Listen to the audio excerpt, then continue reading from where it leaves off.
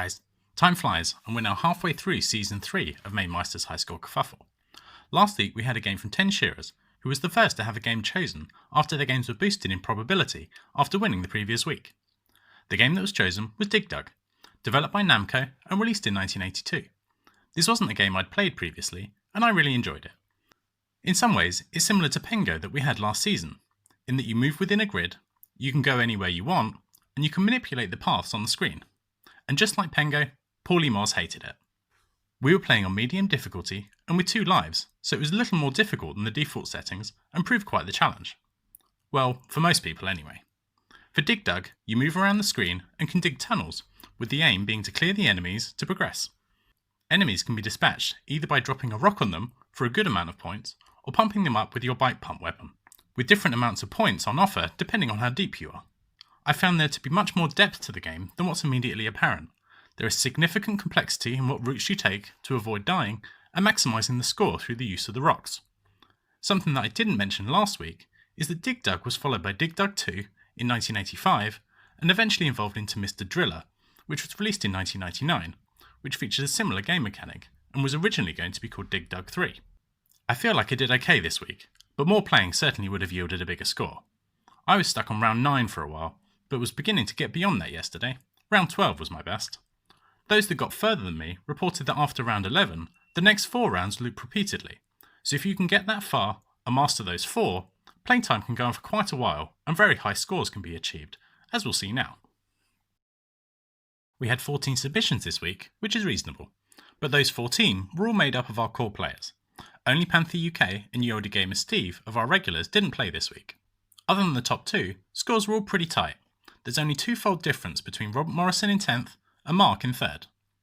Paulie Moz eventually crept ahead of Colin in 8th yesterday. We've got Big Juffer in 8th, Ian in 6th.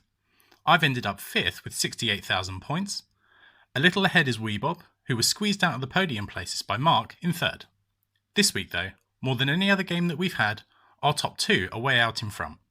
Top spot was traded between 10 Shearers and Andrew Lowe this week, but eventually it's Andrew who's taken the win. Well done to Andrew, and maybe he'll be lucky and get one of his game choices this week, after being boosted 3 times previously, but none of them coming up. Here's a histogram showing the distribution of scores once again. Here we can see just how much further ahead our top 2 players were over everyone else. There's a big grouping of most people on the left, with scores being very tight between everyone, as I've mentioned. Our top 2 though, are separated from everyone else by 4 empty bins. That's a significant margin, and it's like they were playing a different game. Hopefully you can see now why I've been generating these histograms. I think this really nicely depicts the differences between our top 2 and everyone else, and is clearly different to what we've had in previous weeks. I'm glad we've had a bit of a battle for top spot this week, rather than one person dominating. Instead, we've had 2 people dominating. Let's see how this has affected the league table. There hasn't been too much change in our overall leaderboard. Mark has moved ahead of Colin into 8th, with that excellent 3rd place this week.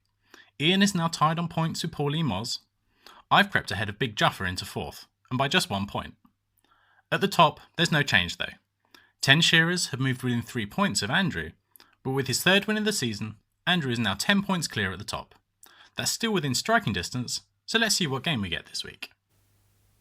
Okay, so I've got all the games loaded in once again. Let's see if Andrew is going to be lucky. So I'll set the selector going. There we go. And we'll press again and see what we get. Okay, so it's Section Z from Paulie Moz. I have to say this is a game I've never heard of. I'm going to go look it up, have a little play, and let you guys know. So this week's game is Section Z, released by Capcom in 1985. It's our first proper shmup, and Section Z is a side-scrolling shooter with the unusual feature that you're able to press a button to turn around and shoot in the other direction. This means that you can move backwards from an enemy while still shooting. The game is set in the 3rd millennium, and your job is to destroy a space station that is orbiting the Earth that is a secret base of an alien enemy.